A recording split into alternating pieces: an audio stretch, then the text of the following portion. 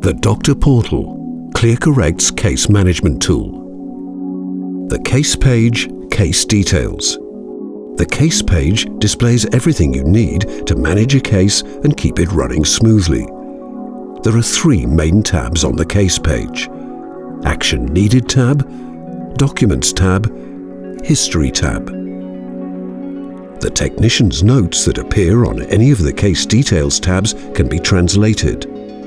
To translate the notes, click on the expanded drop-down menu and select the language you want the technician's notes to appear in. When you go to a patient's case details page, it will open to the Action Needed tab if any action needs to be taken by the clinician. After the case has been approved and the patient is receiving treatment, the Action Needed tab will not be displayed. The patient link can be shared from the Action Needed tab. The patient link allows clinicians to share a version of the treatment setup with their patients. Click Show Patient Link to expand the link and copy it. The current status and available actions for the case show up on the case page in the Action Needed tab.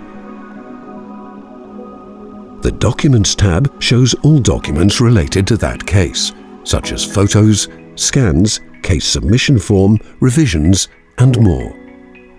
Documents can be downloaded for your records by clicking on the download icon in the Action column, located on the far right-hand side for each entry. The History tab includes the history of the case, when documents were received, when treatment setups were approved or disapproved, when phases were shipped, when they arrived, etc. You can click on the eye icon to see more specific details about that particular item. If you need to revise the case, click the Revise button, which will be located at the top right-hand side of the case page.